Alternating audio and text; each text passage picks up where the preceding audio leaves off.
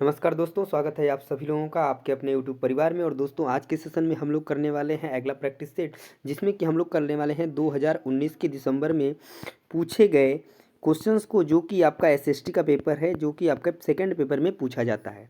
इससे पहले बात करें कि दिसंबर 2019 में पूछे गए ऑफलाइन के क्वेश्चंस को, यानी 30 क्वेश्चन को हम लोग ने पिछले प्रैक्टिस सेट में कर लिया है। उसी से आगे हम लोग चलते हुए अगला प्रैक्टिस सेट करेंगे, जिसमें कि हम लोग पूरे के पूरे 30 क्वेश्चंस करने वाले हैं आज के सेशन में।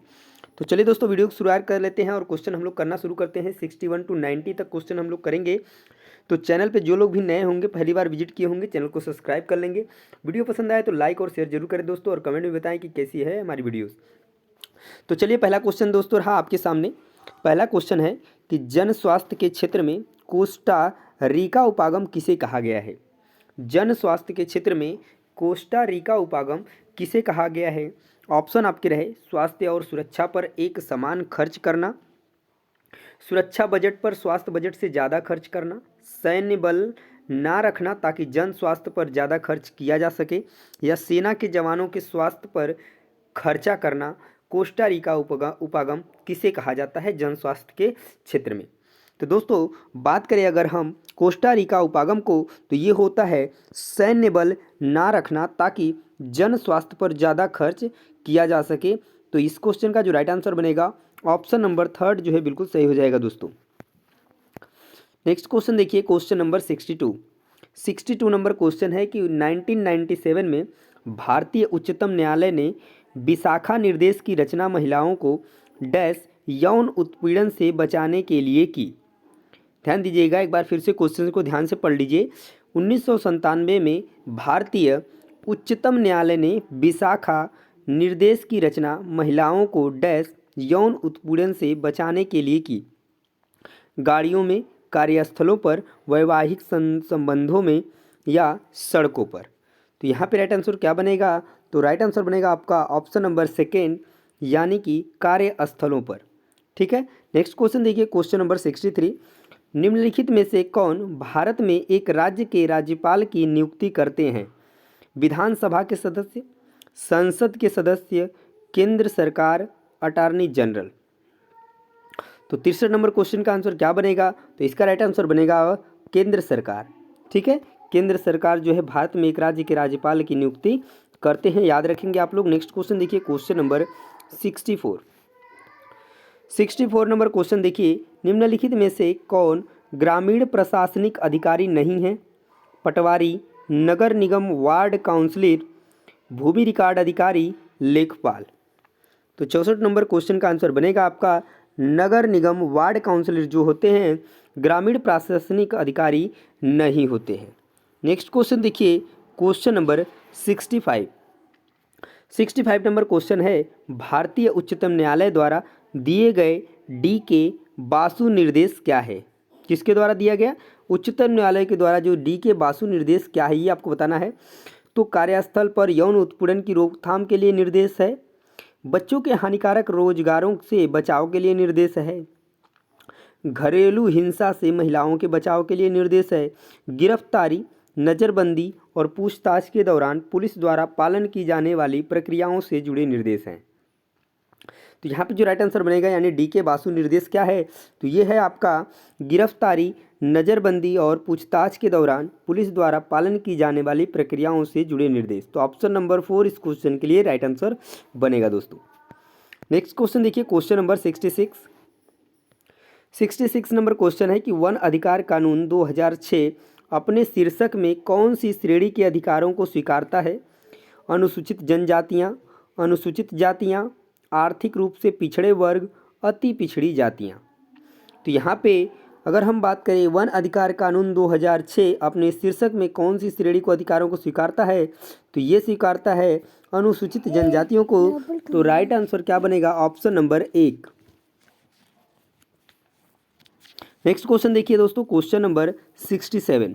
द्वितीयक स्रोत का एक उदाहरण है, द्वितीयक स्रोत का एक उदाहरण है भारत का संविधान, जनगणना रिपोर्ट 2011, जन्म एवं मृत्यु के पंजीकरण रिकॉर्ड, हमारे अतीत, कक्षा 6 के लिए NCERT की इतिहास की पाठ्यपुस्तक। तो द्वितीय स्रोत का क्या उदाहरण है ये आपको बताना है। तो यहाँ पे राइट आंसर क्या बनेगा, द्वितीय सूत्र जो का जो एक उदाहरण है वो है हमारे अतीत कक्षा 6 के लिए NCERT की इतिहास की पाठ्यपुस्तक, उसका एक द्वितीय सूत्र का एक अच्छा उदाहरण है। नेक्स्ट क्वेश्चन देखिए, क्वेश्चन नंबर 68। नीचे दिए गए दो कथनों पर विचार कीजिए। कथन ए है आपका कि परीक्षाएं तंत्र की सुविधा के लिए निर्मित कृत्रिम परिस्थितियां हैं, न कि व्यक्तिगत शिक्षार्थी के लिए। नेक्स्ट है आपका कि स्मृति परीक्षण से दूर दक्षताओं के परीक्षण पर जोर के रूप में बदलाव सामाजिक विज्ञान की कक्षाओं में तनाव को कम करेगा। तो केवल कथन ए सही है, दोनों कथन ए एवं बी सही हैं। कथन ए सही है किंतु कथन बी गलत है, कथन बी सही है किंतु कथन ए गलत है। तो यहाँ पे राइट आंसर क्या बनेगा दोस्तों, तो बात करें अगर हम की परीक्षाएं तंत्र की सुविधा के लिए निर्मित कृत्रिम परिस्थितियां हैं, न कि व्यक्तिगत शिक्षार्थी के लिए, तो बात बिल्कुल सही है। और दूसरी बात जो है कि स्मृति परीक्षण से दूर दक्षताओं के परीक्षण पर जोर के रूप में बदलाव सामाजिक विज्ञान की कक्षाओं में तनाव को कम करेगा, तो यह बात भी बिल्कुल सही है, यानी ए और बी दोनों सही हैं। तो राइट आंसर बनेगा आपका option number second. Next question देखिए, क्वेश्चन नंबर 69 नंबर क्वेश्चन है, सामाजिक विज्ञान के अध्यापक अध्यापिका का मुख्य उद्देश्य होना चाहिए शिक्षार्थियों में प्रतिस्पर्धा जागृत करना, सभी तत्व जो समाज का निर्माण करते हैं उनके बीच में संबंधों का बोध कराना, शिक्षार्थियों को सामाजिक ऐतिहासिक तथ्य याद करवाना, समाज में यथास्थिति बनाए रखने तथा सरकार के सभी निर्णयों को स्वीकार करने के लिए शिक्षार्थियों को तैयार करना। तो 69 नंबर क्वेश्चन का आंसर बनेगा आपका जो पॉजिटिव बनेगा कि सभी तत्व जो समाज का निर्माण करते हैं उनके बीच में संबंधों का क्या कराना, बोध कराना। ये जो है सामाजिक विज्ञान के अध्यापक का मुख्य उद्देश्य होना चाहिए। अगले क्वेश्चन की तरफ चलते हैं दोस्तों, क्वेश्चन नंबर 70 नंबर क्वेश्चन है कि सामाजिक विज्ञान में आकलन का मुख्य उद्देश्य है।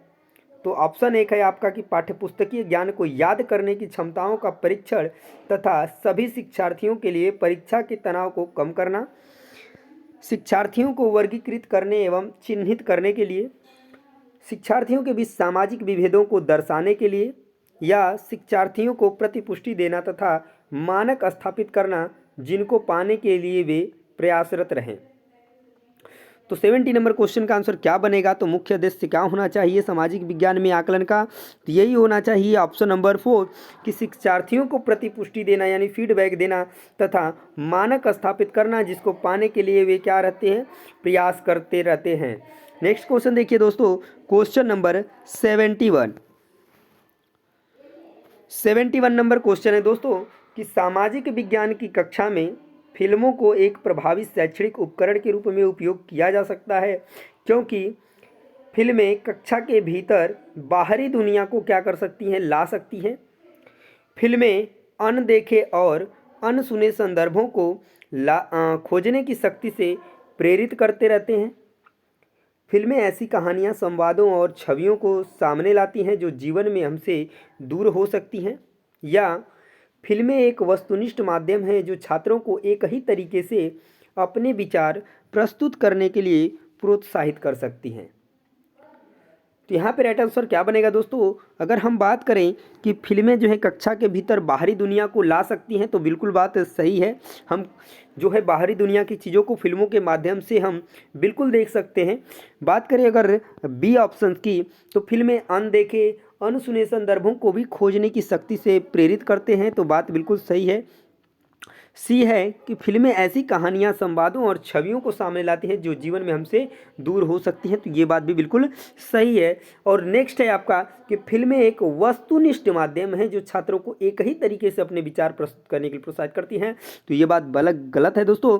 तो राइट आंसर आपका क्या बनेगा, ए बी सी, जो कि आपको ऑप्शन नंबर ए में मिल जाएगा।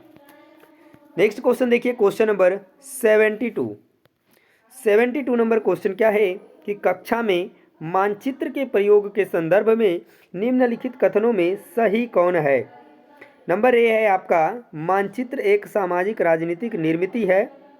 बी है आपका चिरकाल से उत्तर को सदा सभी सामाजिक राजनीतिक संदर्भों में मानचित्र में ऊपर दर्शाया गया है। मानचित्र एक त्रिआयामी साधन है जबकि हम एक दो आयामी दुनिया में रहते हैं।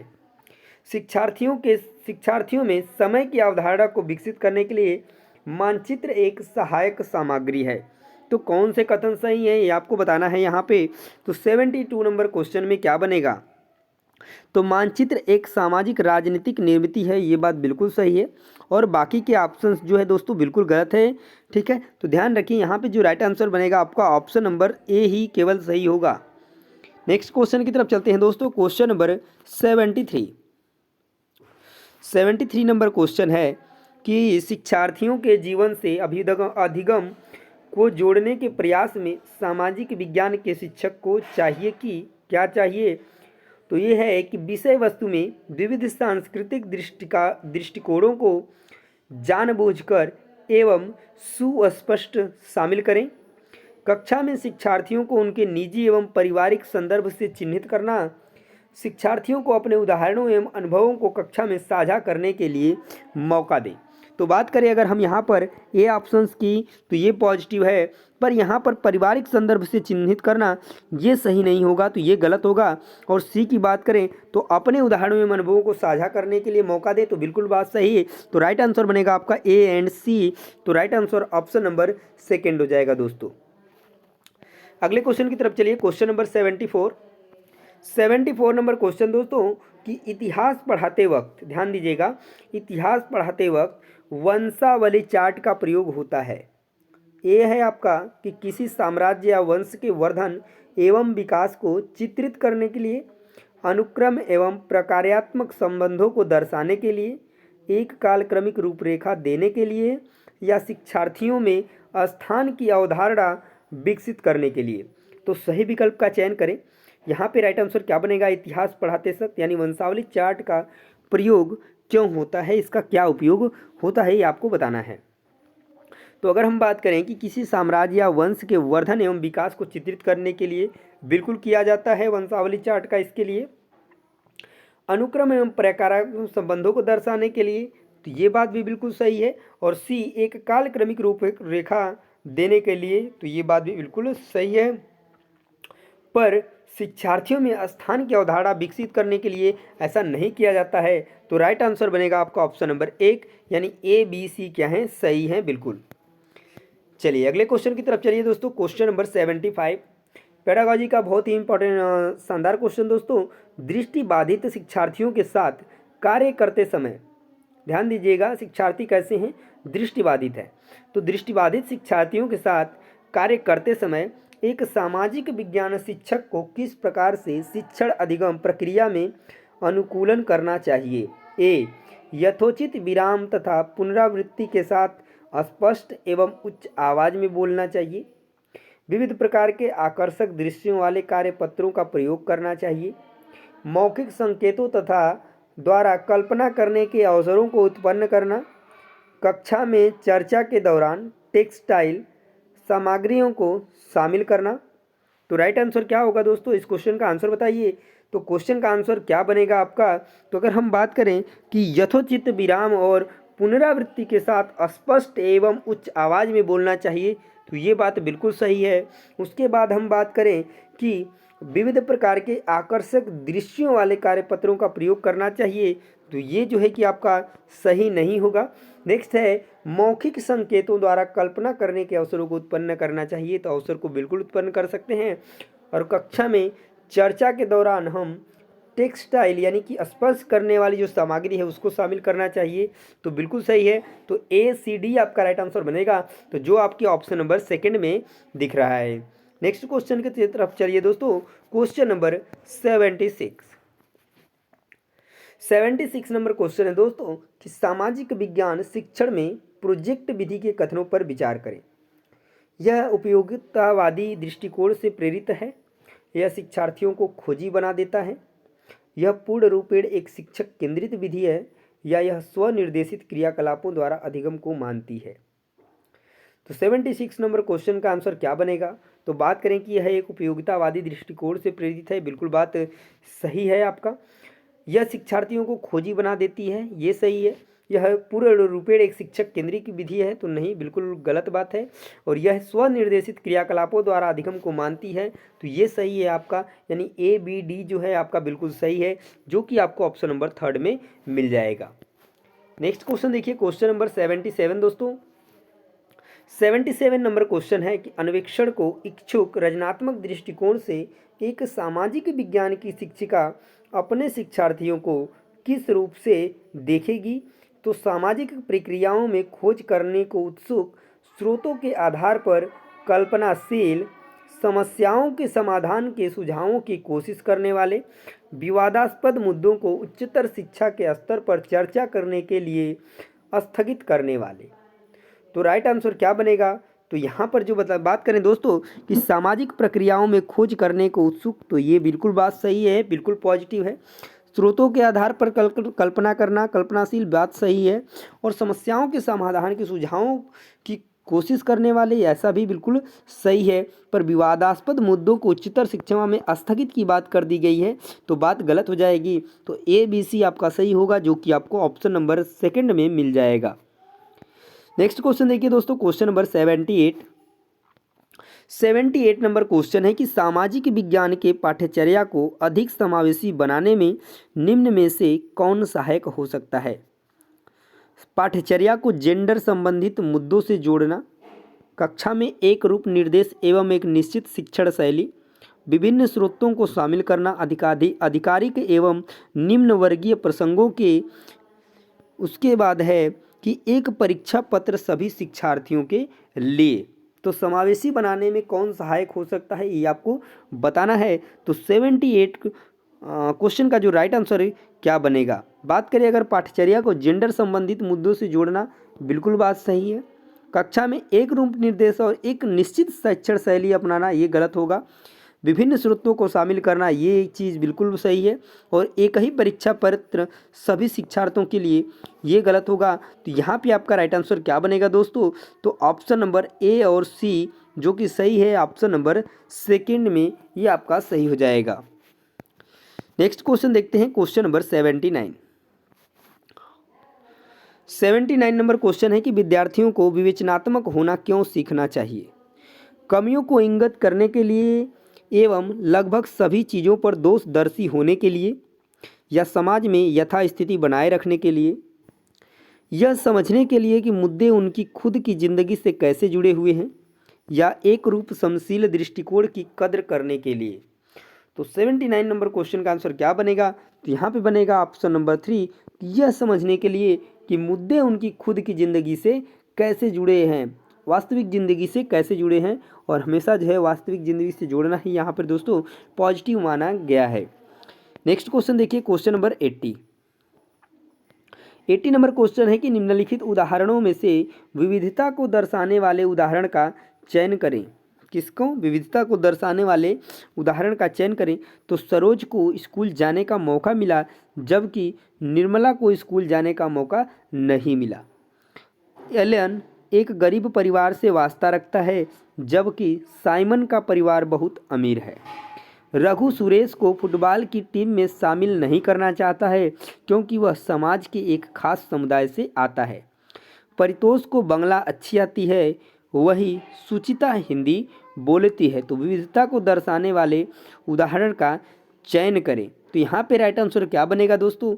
तो यहाँ पे आपका जो सबसे अच्छा है वो बनेगा आपका ऑप्शन नंबर 4। बाकी सब में देखेंगे तो एक दूसरे से तुलना की जा रही है, पर बात करें यहाँ कर विविधता की, तो एक को बांग्ला आती है, दूसरे को हिंदी आती है। तो यहाँ पे जो है अलग अलग विविधताएँ देखने को मिल रहा है। तो राइट आंसर दोस्तों ऑप्शन नंबर 4 बन जाएगा। नेक्स्ट क्वेश्चन देखिए, क्वेश्चन नंबर 81 नंबर क्वेश्चन है कि एक स्कूल के सामाजिक विज्ञान के शैक्षणिक भ्रमण में जीरो, बोमडिला, नमदाफा राष्ट्रीय उद्यान, तवांग तथा लिसांग गांव को शामिल किया गया।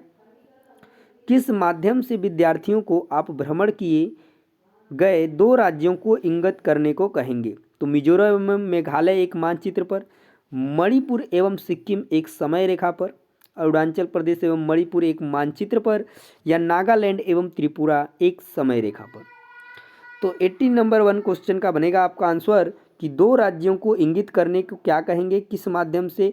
तो अरुणाचल प्रदेश एवं मणिपुर एक मानचित्र पर जो है क्या करेंगे कि इंगित करने के लिए कहेंगे। तो राइट आंसर बनेगा ऑप्शन नंबर 3। नेक्स्ट क्वेश्चन देखते हैं, क्वेश्चन नंबर 82। 82 नंबर क्वेश्चन से है कि सामाजिक विज्ञान की समसामयिक समझ अध्यापकों को निम्नलिखित सभी को करने को प्रोत्साहित करती है, केवल इसको छोड़कर, यानी क्वेश्चन निगेटिव है, वही निगेटिव आपको आंसर ढूंढना है।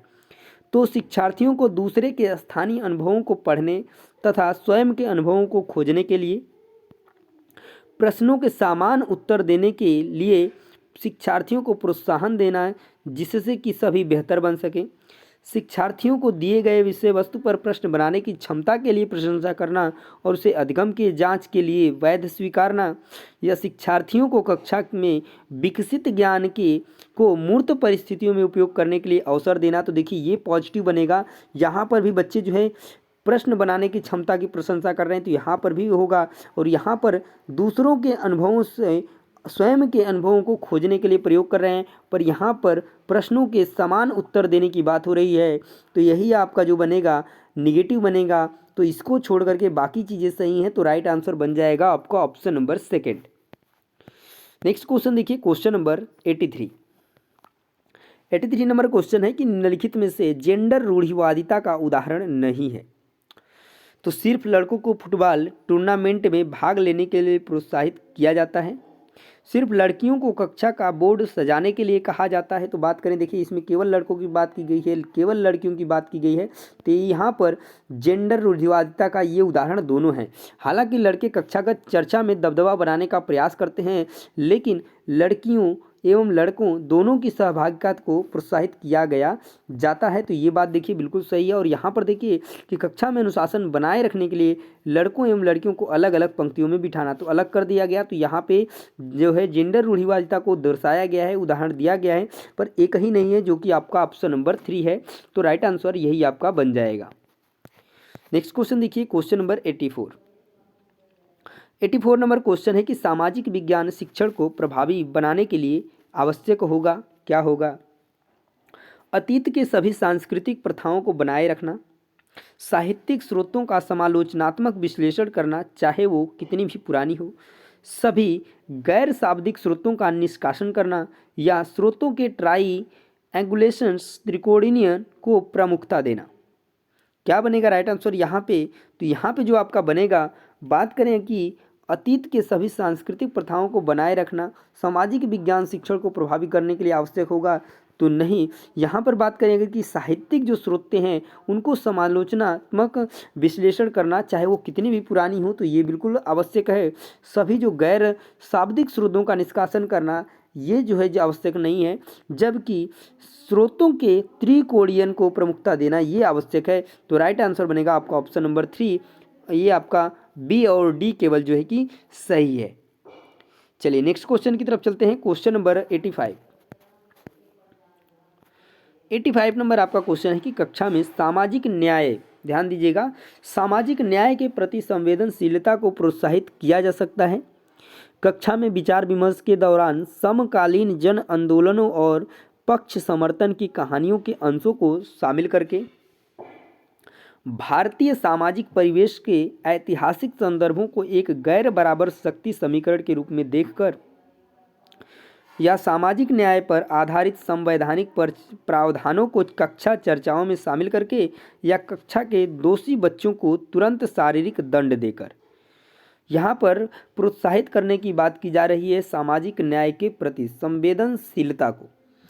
तो यहाँ पे आपका राइट आंसर क्या बनेगा ये आपको बताना है। तो चलिए देख लेते हैं कि क्या जो है आपका राइट आंसर बनेगा। तो कक्षा में विचार विमर्श के दौरान समकालीन जन आंदोलनों और पक्ष समर्थन की कहानियों के अंशों को शामिल करके बिल्कुल कर सकते हैं। भारतीय सामाजिक परिवेश के ऐतिहासिक संदर्भों को एक गैर बराबर शक्ति समीकरण में रूप के देखकर इसको भी कर सकते हैं। और सामाजिक न्याय पर आधारित संवैधानिक प्रावधानों को कक्षा चर्चाओं में शामिल करके, ये बात बिल्कुल सही है। दंड देना गलत होता है तो गलत हो जाएगा, तो ए बी सी ही आपका सही होगा, जो कि आपको ऑप्शन नंबर 2 में मिल जाएगा। नेक्स्ट क्वेश्चन देखिए, अगला क्वेश्चन क्या है। अगला क्वेश्चन है 86 नंबर क्वेश्चन, इतिहास शिक्षण शास्त्र प्रयास करेगा कि इतिहास का निर्माण स्रोतों पर आधारित होता है। नेक्स्ट है, इतिहास सामाजिक प्रक्रियाओं में निरंतरता और बदलाव को खोजे। इतिहास व्याख्यानों के विभेदों से संलग्न हो तथा प्रमुख समुदाय के विचारों को अनुमोदित करे। नहीं, प्रमुख समुदाय के केवल विचारों को अनुमोदित नहीं करे तो अच्छा होगा, तो ये गलत हो जाएगा। इतिहास घटनाओं को एक काल विशेष के सामाजिक राजनीतिक संदर्भों में रख कर देखे, तो ये सही है, ये सही है, ये सही है, यानी ए बी डी आपके सही हैं। तो ए बी डी आपको किस ऑप्शन में मिल रहे हैं दोस्तों? तो ऑप्शन नंबर सेकंड में मिल रहे हैं। तो राइट आंसर आपका बन जाएगा option number second. Next question देखिए, क्वेश्चन नंबर 87। 87 नंबर क्वेश्चन क्या है कि प्रदूषित रहित हवा का अधिकार, प्रदूषित रहित हवा का अधिकार भारत में किस मौलिक अधिकार के भाग के रूप में स्वीकारा गया है? समानता, जीवन, न्याय, आज़ादी। हवा का अधिकार बात किया गया है प्रदूषण रहित, तो ये किससे रिलेट करता है? तो यहाँ पर हम बात करें, ना ही इसका कोई रिलेशन समानता से है, ना ही न्याय से है, ना ही आज़ादी से है। प्रदूषण रहित हवा का अधिकार, यानी ये हवा का अधिकार किससे रिलेट करता है? तो जीवन से रिलेट करता है। तो राइट आंसर क्या बनेगा? तो ऑप्शन नंबर सेकंड जो है बन जाएगा आंसर। नेक्स्ट क्वेश्चन देखिए, क्वेश्चन नंबर 88। भारत का वर्णन करने के लिए विविधता में एकता मुहावरे का निर्माण किसने किया था? विविधता में एकता मुहावरे का निर्माण किसने किया था, ये आपको बताना है भारत का वर्णन करने के लिए। Jawaharlal Nehru, B R Ambedkar, M K Gandhi, Rajendra Prasad. तो राइट आंसर बनेगा आपका ऑप्शन नंबर सेकंड, यानी बी आर अम्बेडकर जी ने भारत का वर्णन करने के लिए विविधता में एकता मुहावरे का निर्माण किया था। बहुत ही इंपॉर्टेंट क्वेश्चन दोस्तों, ये आपको कहीं पर भी कॉम्पिटिटिव एग्जाम्स में भी देखने को मिल सकता है। नेक्स्ट क्वेश्चन देखिए, question number 89 number question. 89 number question है कि लोकसभा में कितने सदस्य मनोनीत होते हैं, ना कि मतदान द्वारा चुनकर आते हैं? कितने मनोनीत होते हैं, ये आपको नहीं बताना है कि कितने जो है चुनकर जाते हैं, ये मनोनीत कितने होते हैं ये आपको बताना है। तो कितने होते हैं? तो 2 होते हैं। कितने? 2 होते हैं। तो राइट आंसर ऑप्शन नंबर 3 हो जाएगा। नेक्स्ट क्वेश्चन देखिए दोस्तों, क्वेश्चन नंबर 90 नंबर क्वेश्चन है कि 2006 में नेपाल में सरकार का रूप राजतंत्र से बदलकर क्या हो गया? एक तंत्र हो गया, तानाशाही हो गया, लोकतंत्र हो गया, अल्पतंत्र हो गया। तो यह क्या हो गया? पहले राजतंत्र था, 2006 में बदल करके यह क्या हो गया? तो लोकतंत्र बन गया। तो यहाँ पे राइट आंसर ऑप्शन नंबर 3।